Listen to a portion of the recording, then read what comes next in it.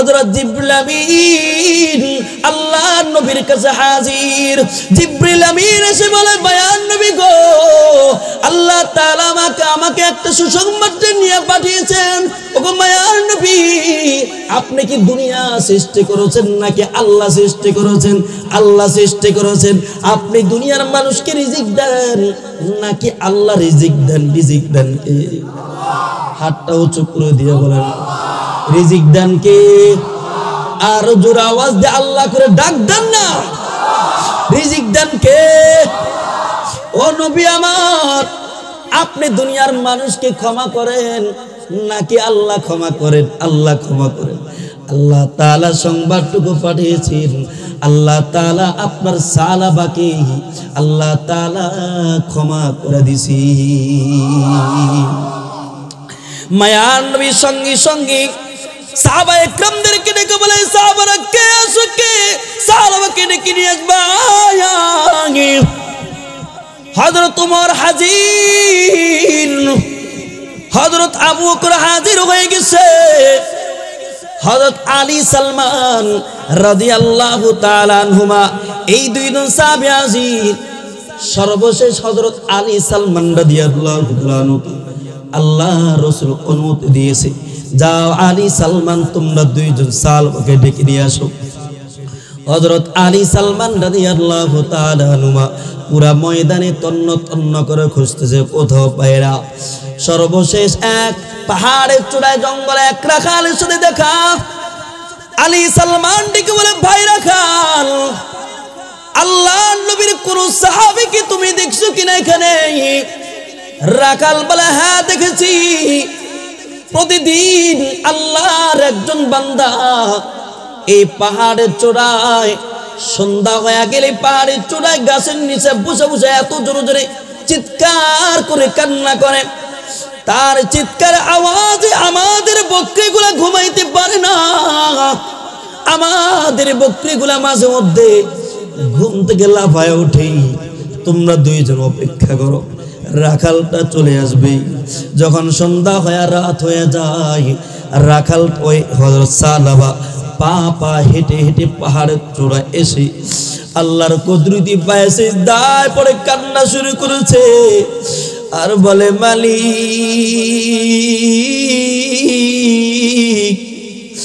তুমি ছাড়া আমার আর কেউ নাই, কেউ নাই মালিক, তুমি যদি আমাকে ক্ষমা না করো কে করবে?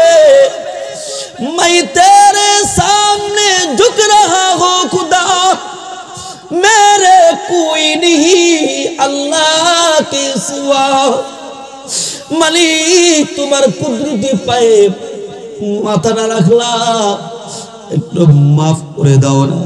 হযরত আলী সালমান সামনে গিয়ে বলে, সালাবা মায়ার নবী তো তোমাকে ডাকছে, আল্লাহ তাআলা নাকি তোমাকে ক্ষমার ঘোষণা করে দিছে। হযরত সালাবা মাথাটা উঠে বলে, এই আলী সালমান, আমার নবী কেমন আছে একটু বলো না।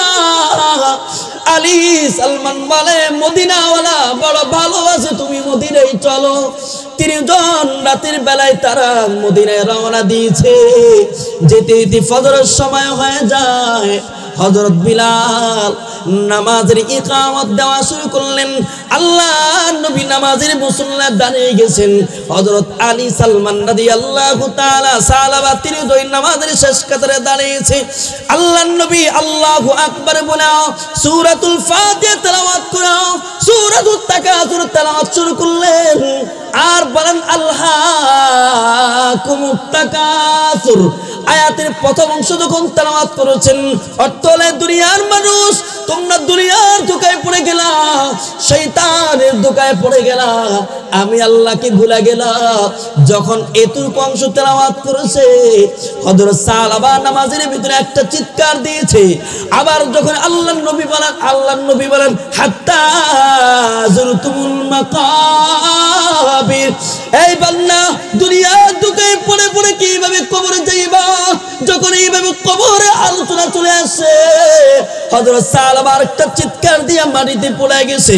এবার মায়ার নবী নামাজটা শেষ করে সালাবা চারার দিকে তাকায় দেখে হযরত সালমানকে বলে, সালমান একটু পানি এনে সালাবার মুখে দাও। হযরত সালমান বলে, মায়ার নবী গো, সালাবা তো আর দুনিয়ার জমিনে নাই, দুনিয়ার জমিনে নাই। আল্লাহর নবী ওযুর দ্বারা চোখের পানি ফেলে ফেলে কান্না করেছেন। আল্লাহর নবী একটা চাদর দিয়া সালাবার লাশটাকে ঢেকে রাখছেন। কিছুক্ষণ পরে সালাবার ছোট্ট মেয়ে খামসানা আয়েশা হাজির। সেই যে দেখে বাবা দুনিয়ার জমিনে আর নাই, দুনিয়ার জমিনে আর নাই। খামসানা বাবার কপালে চুমু খাচ্ছে, বাবার মুখে চুমু খাচ্ছে, আর ডেকে বলে, বাবা দুনিয়ার জমিনে আমাকে একা একা রেখে গেলা, আমি দুনিয়ার জমির কাকে বাবা বলে ডাক দিব?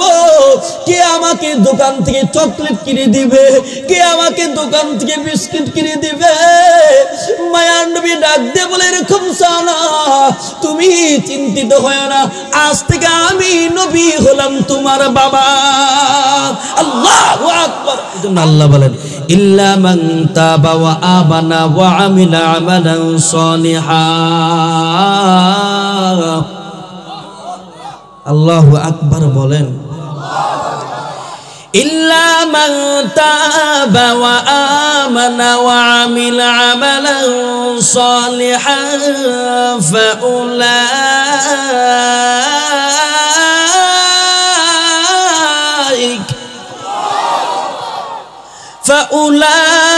فأولئك يبدل الله سيئاتهم حسنات।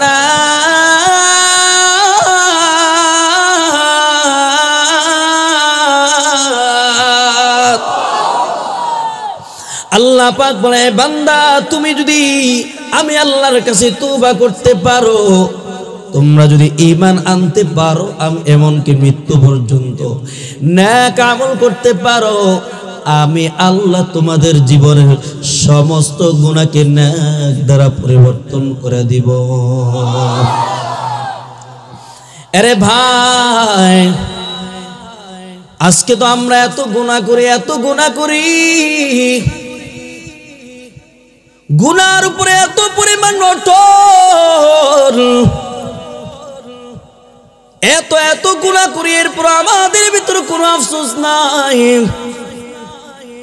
অথচ সাহাবায়ে কেরামের দিকে একটু তাকান, যে সাহাবায়ে কেরাম গুনাহ করলে গুনার প্রটোল নাই, গুনাহ থেকে তারা সব সময় বেঁচে থাকতেন। এই জন্য তো আল্লাহ পাক তাদের প্রতি এত খুশি, এত খুশি।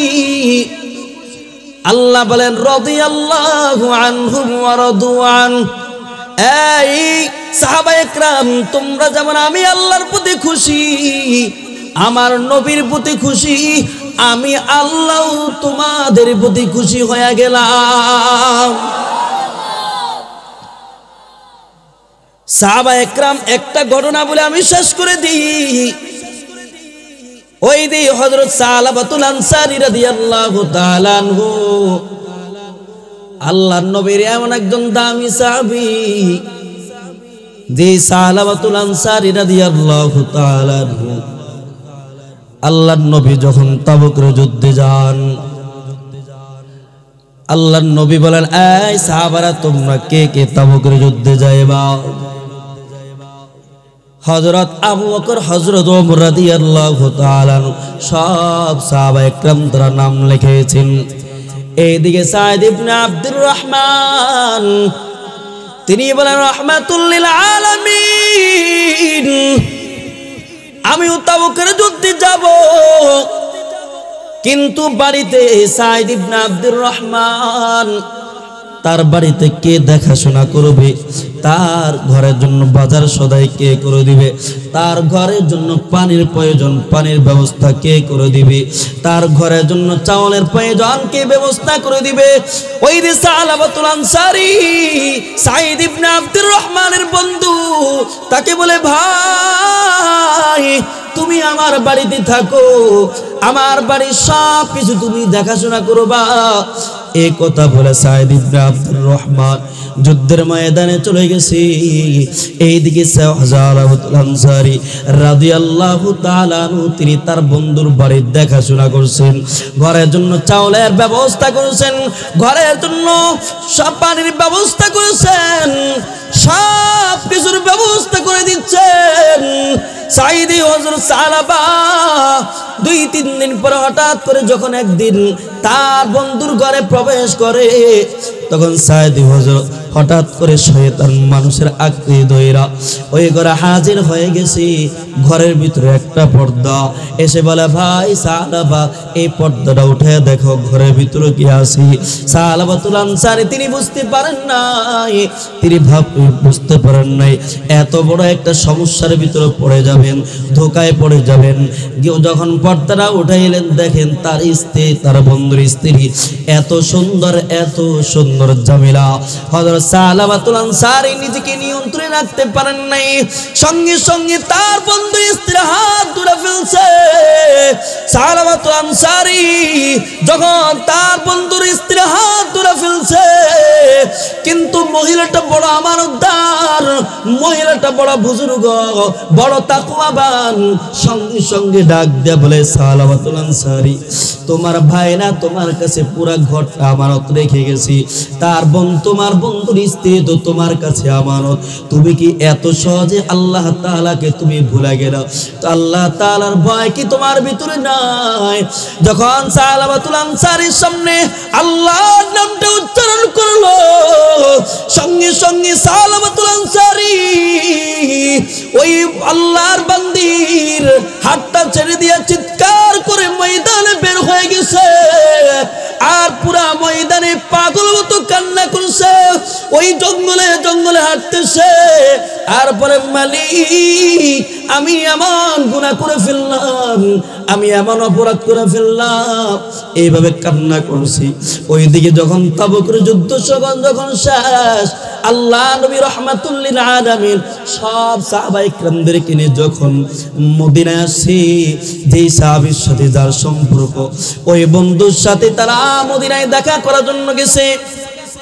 কিন্তু সাঈদ ইবনে আব্দুর রহমান বলেন, আমি মদিনায় আসলাম কিন্তু আমার ভাই সালাবা আমাকে দেখার জন্য আসে নাই। আমি দৌড়া বাড়িতে চলে গেলাম, স্ত্রীকে বললাম, ওগো প্রাণের স্ত্রী, আমার মা আমার ভাই সালাবা আনসারী কোথায় বলো? বলেন তোমার ভাই তো এমন একটা অন্যায় করে ফেলছে, যখন আমার হাত ধরে ফেলছে আমি সঙ্গে সঙ্গে আল্লাহর নামটা যখন স্মরণ করে দিলাম, সঙ্গে সঙ্গে সে আমার হাতটা ছেড়ে দিও, আল্লাহর ভয়ে সে কোথায় দাঁড়িয়ে চলে গেছে, আমি আর তাকে পাই না। সাঈদ ইবনে আব্দুর রহমান ঘর থেকে বের হয়ে পুরো মদিনায় খুঁজতেছে, কোথাও পায় না। গিয়ে দেখে জঙ্গলে কোনা এক জায়গায় বসে বসে কান্না করতেছে, আর বলে, মালিক আমি বুঝি এত অপরাধী, আমার দ্বারা একটা গুনাহ হয়ে গেল। সাঈদ ইবনে আব্দুর রহমান বলে, ভাই সালাবা কি হলেন তোমার? চলো বাড়িতে চলো। সালাবা বলে, না না ভাই, আমি অন্যায় করে ফেলছি, আমি গুনাহ করে ফেলছি, তুমি আমার হাতে হ্যান্ডকাপ লাগাও। তুমি একটা আসামিকে যেমন আদালতে যেমন হ্যান্ডকাপ লাগায় উঠানো হয়,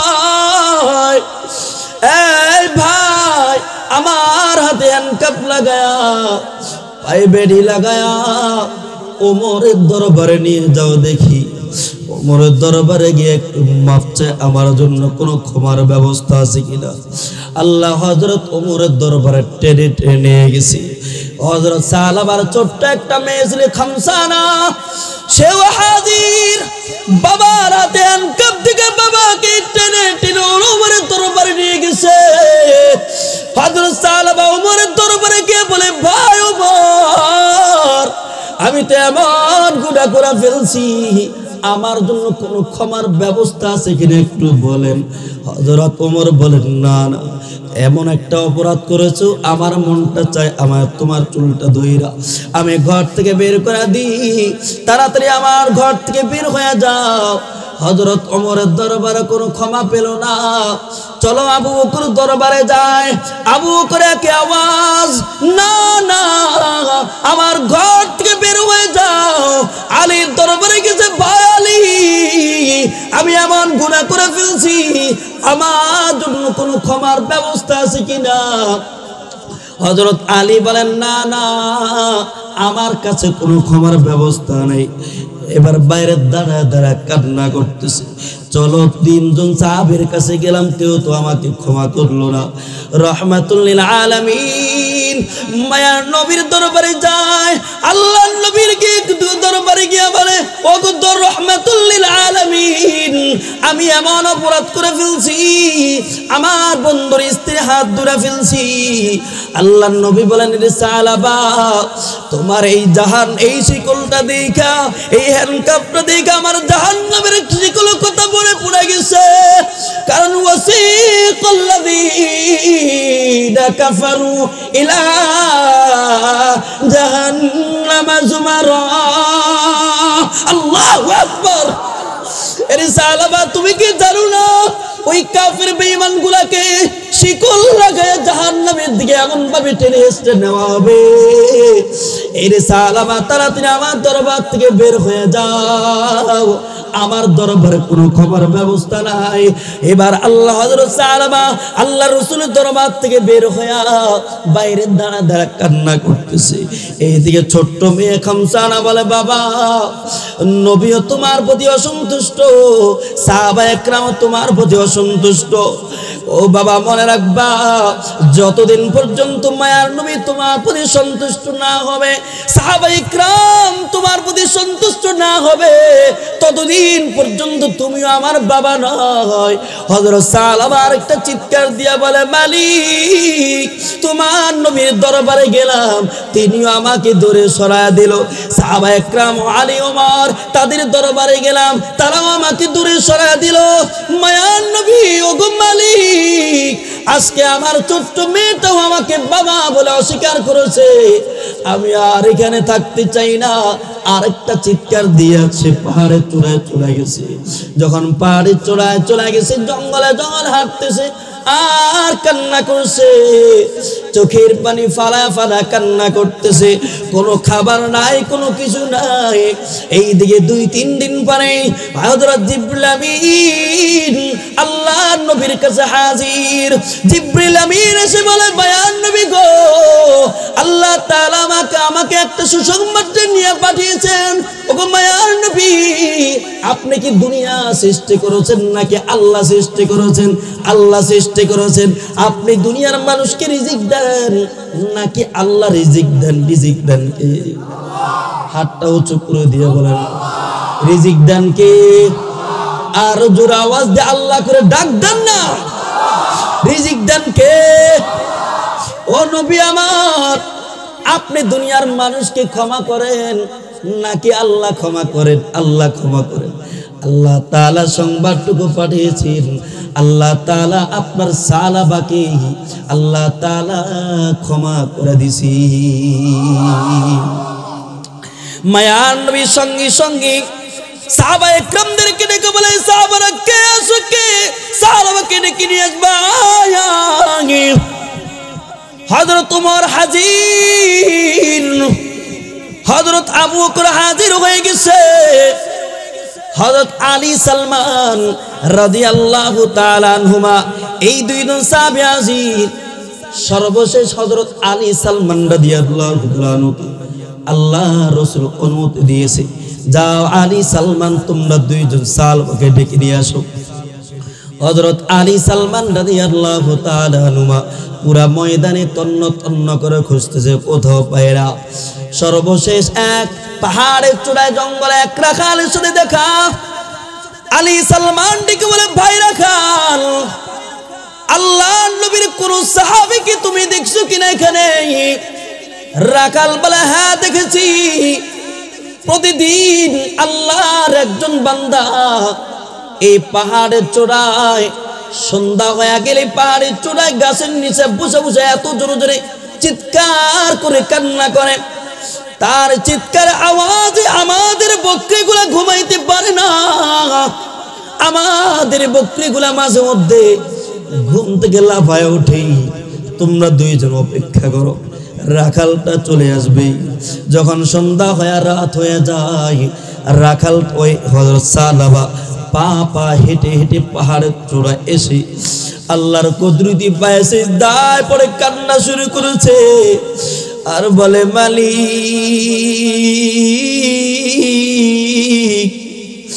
তুমি ছাড়া আমার আর কেউ নাই, কেউ নাই মালিক, তুমি যদি আমাকে ক্ষমা না করো কে করবে? मैं तेरे सामने झुक रहा हूँ खुदा, मेरे कोई नहीं अल्लाह के सिवा। মালিক তোমার কুদরতি পায়ে মাথা না রাখলাম, একটু মাফ করে দাও না। হযরত আলী সালমান সামনে গিয়ে বলে, সালাবা মায়ার নবী তো তোমাকে ডাকছে, আল্লাহ তাআলা নাকি তোমাকে ক্ষমার ঘোষণা করে দিছে। হযরত সালাবা মাথাটা উঠে বলে, এই আলী সালমান, আমার নবী কেমন আছে একটু বলো না। আলী সালমান বলে, মদিনাওয়ালা বড় ভালো আছে, তুমি মদিনায় চলো। তিনজন রাতের বেলায় তারা মদিনায় রওনা দিয়েছে। যেতে যেতে ফজরের সময় হয়ে যায়। হযরত বিলাল নামাজের ইকামত দেওয়া শুরু করলেন। আল্লাহর নবী নামাজের মুসল্লায় দাঁড়িয়ে গেছেন। হযরত আলী সালমান রাদিয়াল্লাহু তাআলা সালাবা তিনজন নামাজের শেষ কাতারে দাঁড়িয়েছে। আল্লাহর নবী আল্লাহু আকবার বলে সূরাতুল ফাতিহা তেলাওয়াত করে সূরাতুত তাকাসুর তেলাওয়াত শুরু করলেন আর বলেন, আলহাকুমুত তাকাসুর আয়াতের প্রথম অংশ যখন তেলাওয়াত করেছেন, অর্থ হলো দুনিয়ার মানুষ তোমরা দুনিয়ার ধোঁকায় পড়ে গেলা, শয়তানের ধোঁকায় পড়ে গেলা, আমি আল্লাহকে ভুলে গেলা। যখন এতটুকু অংশ তেলাওয়াত করেছে, হযরত সালাবা নামাজের ভিতরে একটা চিৎকার দিয়েছে। আবার যখন আল্লাহর নবী বলেন হাত্তা যুরতুমুল মাকাবির, এই বান্দা দুনিয়ার ধোঁকায় পড়ে পড়ে কিভাবে কবরে যাইবা? যখন এইভাবে কবরে আলোচনা চলে আসে, হযরত সালাবা একটা চিৎকার দিয়ে মাটিতে পড়ে গেছে। এবার মায়ার নবী নামাজটা শেষ করে সালাবা চারার দিকে তাকায় দেখে হযরত সালমানকে বলে, সালমান একটু পানি এনে সালাবার মুখে দাও। হযরত সালমান বলে, মায়ার নবী গো, সালাবা তো আর দুনিয়ার জমিনে নাই, দুনিয়ার জমিনে নাই। আল্লাহর নবী অজুর দ্বারা চোখের পানি ফেলে ফেলে কান্না করেছেন। আল্লাহর নবী একটা চাদর দিয়া সালাবার লাশটাকে ঢেকে রাখছেন। কিছুক্ষণ পরে সালাবার ছোট্ট মেয়ে খামসানা আয়েশা হাজির। সেই যে দেখে বাবা দুনিয়ার জমিনে আর নাই, দুনিয়ার জমিনে আর নাই। খামসানা বাবার কপালে চুমু খাচ্ছে, বাবার মুখে চুমু খাচ্ছে আর ডেকে বলে, বাবা দুনিয়ার জমিনে আমাকে একা একা রেখে গেলা, আমি দুনিয়ার জমিনে কাকে বাবা বলে ডাক দিব? কে আমাকে দোকান থেকে চকলেট কিনে দিবে? কে আমাকে দোকান থেকে বিস্কিট কিনে দিবে? মায়ার নবী ডাক দিয়ে বলে, এরকম সানা তুমি চিন্তিত হয় না, আজ থেকে আমি নবী হলাম তোমার বাবা। আল্লাহু আকবার, আজ থেকে আমি নবী হলাম তোমার বাবা, তুমি পেরেশানি হয় না। খামসানা চোখের পানি ফালা ফালা কান্না করতেছেন। এইদিকে মায়ার নবী সাহাবা একরাম দেখে বলেন, এই সাহাবারা শোনো, তাড়াতাড়ি জানাজার ব্যবস্থা করো। ওদের সালাবার জানাজার ব্যবস্থা কইরা এবার আল্লাহর নবী যিনি যে জানাজা পড়ায়া সাহাবা একরাম যখন সালাবার লাশটাকে কাঁধে নিয়া যখন কবরের দিকে রওনা দিয়েছে, আর আল্লাহর নবী লাশের পিছনে পিছনে আসতেছেন। হযরত ওমর আল্লাহর নবীর পিছনে, হযরত ওমর দেখেন মায়ার নবী পায়ের গোড়ালিটা এইভাবে মাটির থেকে উঠায় উঠায় হাঁটতেছে। আর বাড়িতে আসার পর জিজ্ঞেস করলেন, মায়ার নবী গো, আপনি এমন করে কেন হাঁটলেন? আল্লাহর নবী বলেন, ওমর তুমি জানো না, এই যে হযরত সালাবার চোখের পানি, তার তওবা আল্লাহ তাআলার কাছে এত কবুল হয়েছে, এত কবুল হয়েছে, আমার আল্লাহ কোনদিন আল্লাহকে নারাজ করব না। কে কে রাজি আছে হাতটা ওটা একটু আল্লাহকে দেখা দিই। আয় আল্লাহ তোমার এই বান্দাগুলো এই মাহফিলের ময়দানে হাতটা উঠাইছে মালিক, একটু হাতগুলোর দিকে একটু তাকায় দেখো, আমাদের মতো গুনাহগার আর কেউ নাই, কেউ নাই।